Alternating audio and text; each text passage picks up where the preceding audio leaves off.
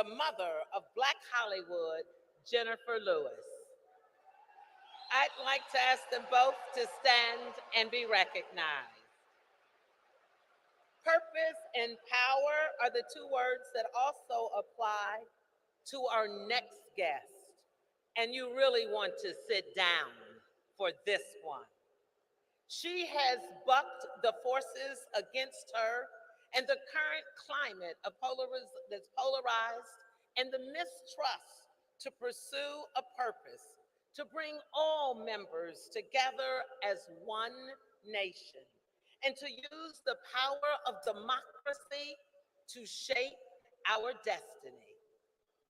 Distinguished guests, it is an honor to present to you a former member of the Congressional Black Caucus and now the Vice President of the United States of America, Kamala Harris.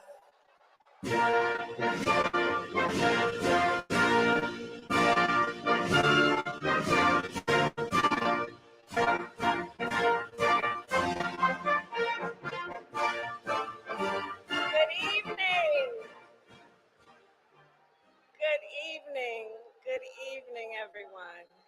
Good evening. Good evening. Good evening. Isn't it wonderful to be back?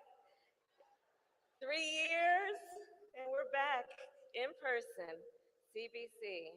I want to thank our illustrious chairwoman, Joyce Beatty, for your years of service to the Congressional Black Caucus and to our nation.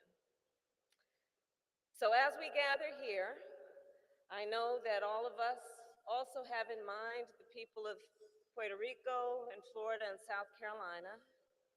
And as President Biden has said, we will stand by you for as long as it takes. And I will reiterate, we will stand by you.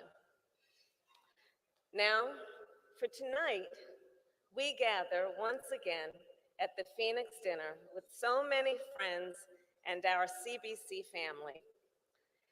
The first time I attended this dinner, I was in college at Howard University. You know.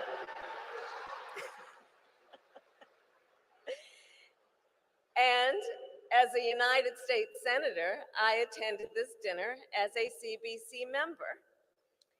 And tonight, I, of course, attend this dinner as Vice President of the United States.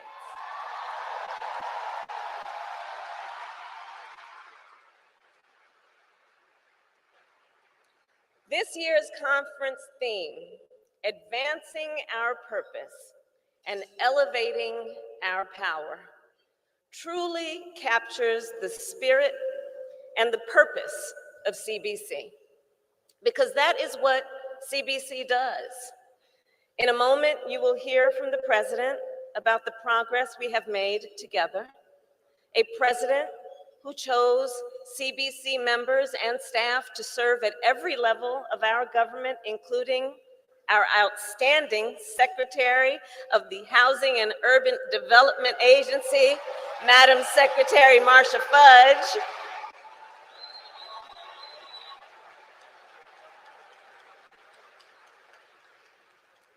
And together with this caucus, we place equality, equity, and justice at the center of our work. And I will highlight just two of the many examples that demonstrates why that matters. With the CBC, we invested an historic $5.8 billion, that's B with a B, billion dollars in our HBCUs.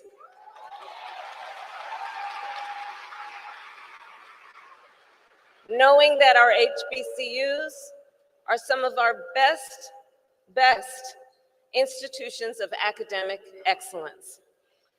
And speaking of history, many of us were together yesterday morning for the investiture of the first Black woman to serve on the United States Supreme Court, Justice Ketanji Brown Jackson.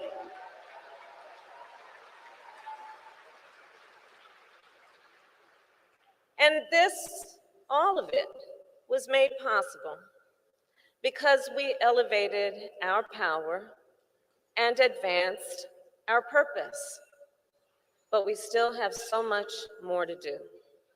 And we need the leadership of this organization now more than ever. Leadership that has the proven ability to see America as it can be, unburdened by what has been. Leadership that is grounded and has always been in fundamental rights, including the importance of justice for all people. Leadership that represents not just the Congress, not just the conscience of the Congress, but the conscience of our country. We gather in unsettled times. I have seen that as I have traveled across this nation and around the world as your vice president. And you have seen it too. Ideals and freedoms that we thought were long established and are now under threat. Overseas, it includes the threat to the sovereignty of independent nations. And at home, threats to a woman's right to make decisions about her own body.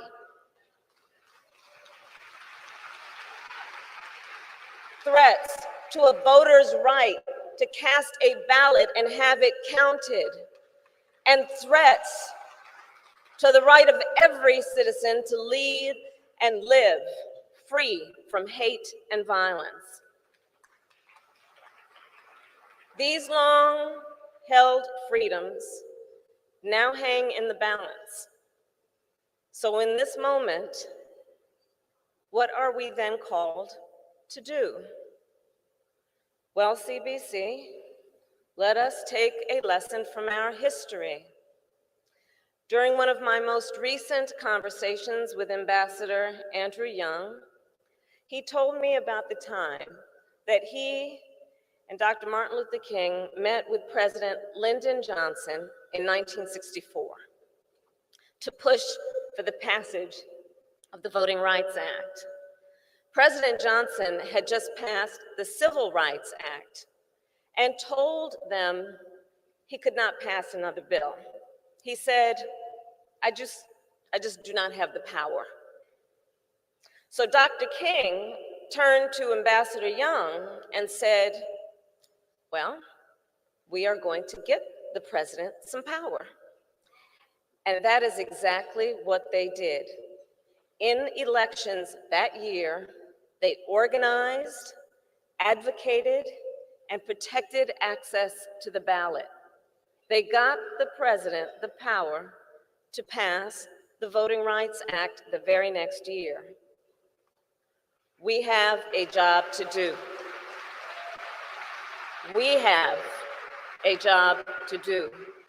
Because in this room, we have the power we need to get it done. And we have a president who works every single day to elevate that power even higher, to advance that purpose even further. My fellow Americans, it is my honor to introduce the President of the United States, Joe Biden.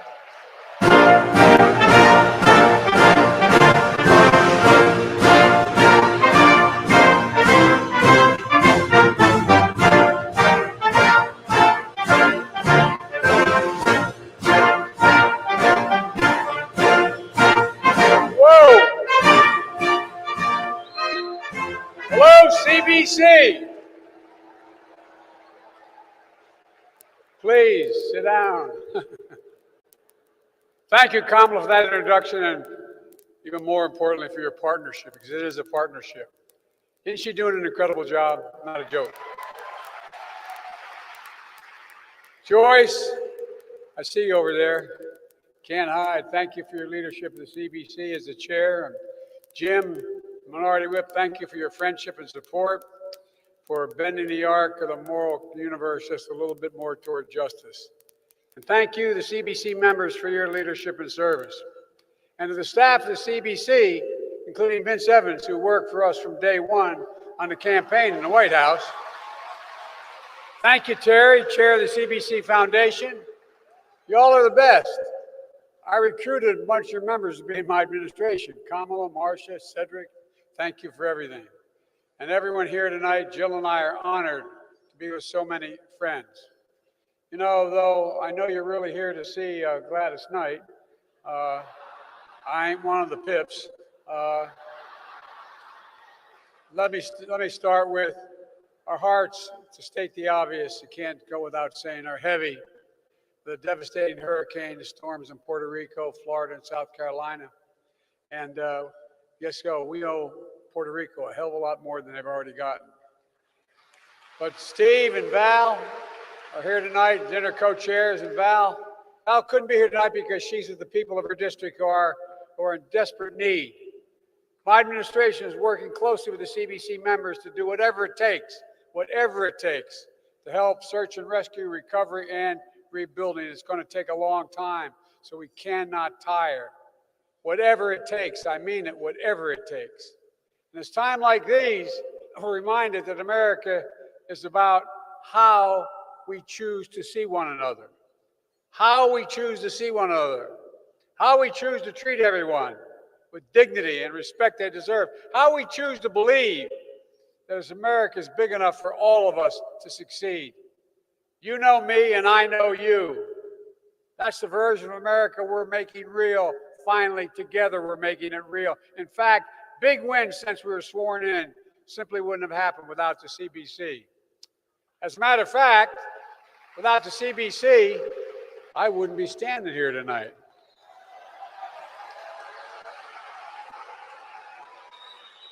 That's a fact. Look at what we witnessed yesterday. I told you all I was going to appoint a black woman to the Supreme Court, and we did. Not only the first black vice president, but the first member of the Associate Justice of the Supreme Court of the United States of America. Think about that.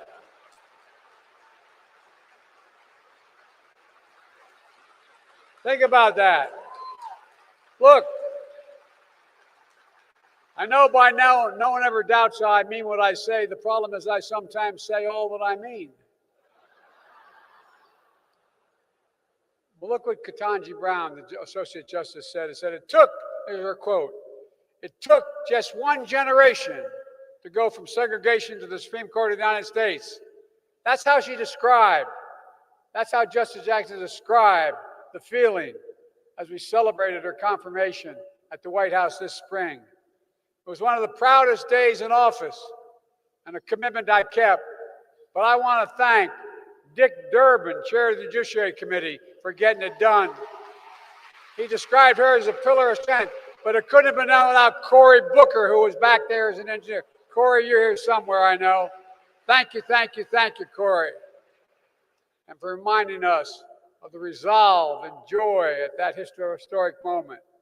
You know, and by the way, I've nominated and the CBC has helped confirm, more black women appellate justices than every other president in history combined. Combined throughout our history. But that's not all we've gotten done. The historic American Rescue Plan helped us emerge from the pandemic and move from economic crisis to resurgence.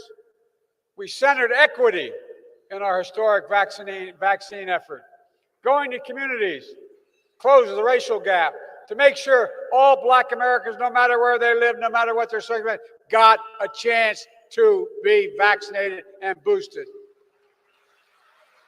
And I want to tell you, we had a hell of a lot of help from the Speaker of the House of Representatives, Nancy Pelosi.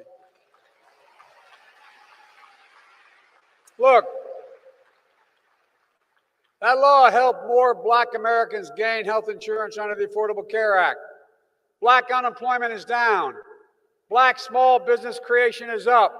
And black child poverty was cut in half in 2021 because of the child tax credit. And with the help of the CBC, we're working like hell to make sure we make the child tax credit permanent. Permanent. Permanent. Let's cut through it. I ran on a commitment that I'd get significant funding for the HBCUs. I didn't go to one, but one got me elected, Delaware State University. Oh, not joking. No, you don't. If you know Delaware, you know I'm telling the truth. We have the 8th largest black population in America as a percent of population. And they did it for me. And by the way, the president used to work for me until he wanted to be president. So now he's the chairman, he's the president of the university. You look, instead of photo ops, I delivered $5.8 billion in funding, more than any time in any portion of our history, ever. That's a fact. And with Marsh's leadership, we're expanding our efforts to build black wealth like others have through home ownership, because we know that's how you build equity and pass down that wealth from generation to generation. And we're also aggressively combating racial discrimination in housing. That includes everything from ending the legacy of redlining, which I might add was the first issue I got involved in as a young county councilman and almost lost, but we were right. It includes addressing the cruel fact that a home built by the same builder on different sides of a highway, same home, white couple moves into one, a black couple in the other. The black couple's home is somewhere between 12 and 20% undervalued from the white home. Look, folks, too often it happens. Black small businesses are the engines of our economy. But you understand most of them more than most people. They're the glue that holds the community together. The restaurant, the beauty shop, the barber shop, the drugstore. Every business, no matter how big or small, they're the ones that sponsor the church events, the Little League events. They're the ones that hold the community together, that people gather around. So it matters. It matters we support small business, the black community. And as president, my administration disperses hundreds of billions of dollars in federal contracts for everything from refurbishing the decks on aircraft carriers to installing the railings on federal buildings. I get to spend $600 billion a year. And I made a decision that it's all going to be made and worked for in America. None of that money's going to any outfit that's not in America. And guess what? We're determined to make sure that taxpayer dollars goes to American companies and American workers. In my administration, we buy American. That includes increasing the share of those dollars that go to small, disadvantaged businesses, including brown and black businesses. And we're going to bring that from 10% of all that money spent going to small businesses that are black and brown to 15% by 2025. Doesn't sound like much. That means an additional $100 billion to those businesses and those communities. It matters. It matters. Together we turn Infrastructure Week from a punchline into Infrastructure Decade as a headline. Because of you all, I was able to sign a once-in-a-generation infrastructure law with equity at the center of it. We're going to modernize America's roads, bridges, ports, airports, all across America. And we're going to replace poisonous lead pipes so every child can turn on a faucet, whether at home or school, and drink clean water. We're going to deliver affordable high-speed internet so every single household, no matter, so the parent doesn't have to pull in front of a McDonald's parking lot so their kid can get on the internet to do their homework. Folks, we enacted the Inflation Reduction Act, one of the most significant laws in our history. For too long, we paid the highest price for prescription drugs of any advanced nation in the world. And for years, many of us who've been around have been taking on and fighting the drug companies, fighting pharma, and we've not been able to win. But this time we fought them and we won. We beat them. We finally got it done. Medicare will have the power to negotiate lower prescription drug prices. Seniors will see their out-of-pocket drug costs capped at $2,000 a year, no matter what their costs are. Even if they're if they're $14,000, $15,000, $16,000 like they are for cancer drugs and other needs. Folks, if you're on Medicare and you have diabetes, your insulin is going to be capped at $35 a month, not 35 times $35 a month. And we initially in the House passed that for everyone, including hundreds of thousands of children with type 1 diabetes. But the Republicans blocked it. Imagine, I mean this sincerely, imagine being the parent of a child with type 1 diabetes, knowing that if they don't get that drug, they don't get that insulin, they don't get it on time, their health can be permanently damaged or they could die. Not having enough money because they don't have insurance and no way to get it. Just imagine being that parent. It's wrong. We're going to keep fighting until we get that cost down to $35. It costs them $10 to make it. They should not get more than $35.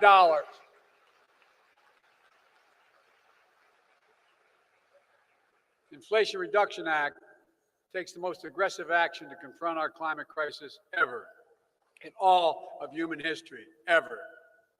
It offers black families thousands of dollars in energy savings through tax credits and rebates when they have to replace everything from a toaster to a refrigerator and new efficient appliances, to weatherize their homes, to purchase electric vehicles, used as well as new, and so much more.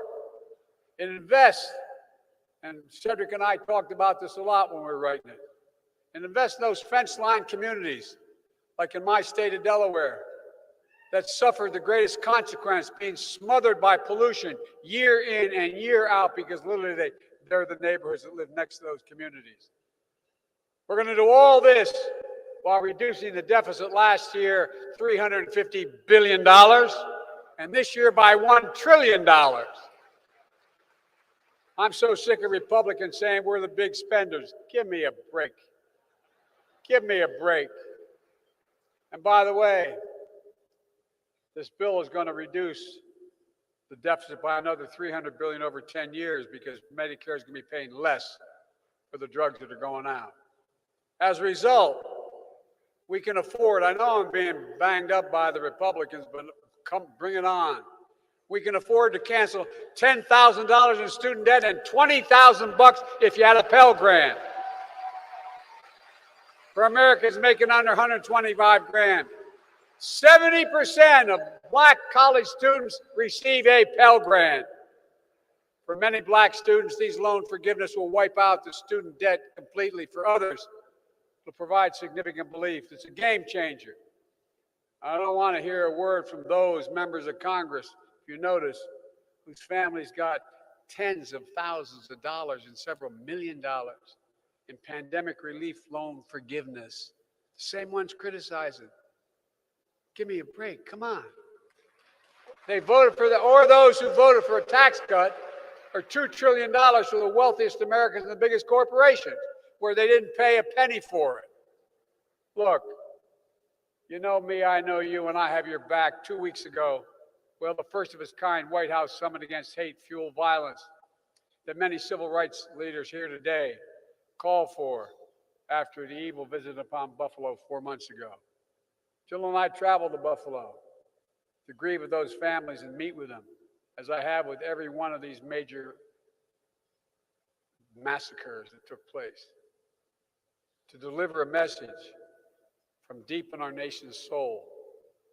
America will not let evil win. Hate will not prevail in America. White supremacists will not have the last word. We cannot remain silent. Silence is complicity. We have to speak out and stand united. That's why I signed the Bipartisan Safer Communities Act. First major gun safety legislation in 30 years. It's going to help keep weapons out of the hands of people who engage in hate and rage that make them a danger to themselves and to others. It invests in community violence interventions, target those most at risk, and save lives, which have shown, these community violence interventions have shown to reduce violent crime up to 60% where they're taken on in earnest. I'll say it again. I'm not going to stop until I again get an assault weapons ban passed. Period. Period, period, period. I'm standing with many of you at the White House and the family of Emmett Till. I signed the Anti-Lynching Act in his name. That finally, after all these years, finally made lynching a federal crime, a hate crime. And for those who want to bury our history, we made Juneteenth the first federal holiday in 30 years. So they remember. We never forget. You all worked hard to pass the George Floyd Justice Policing Act in the House, but it got blocked by Senate Republicans. And since they blocked it, I signed an historic executive order that included key elements of the bill: banning chokeholds, greatly restricting no-knock warrants, creating a national database for officer misconduct, tightening the use of force, and police emphasis on de-escalation, and a call for a fresh approach to recruit, hire, train, promote, and retain law enforcement that come from the neighborhoods they serve and know the people they're charged to protect. That's tied to more community policing and advancing public trust and public safety. Let me be clear. I'm not going to stand by and watch the fundamental freedoms in this country be taken from you, like the right to vote and have your vote counted. We have to get the votes in Congress to get John Lewis Voting Rights Advancement Act and the Freedom to Vote Act to my desk,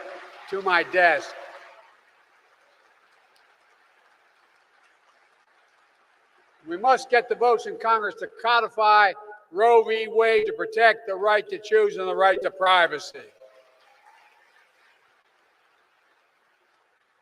Look, I know you helped. Matter of fact, you're the major reason I got elected President of the United States. I'll defend our democracy and your freedoms with every fiber of my being. So let me close with this.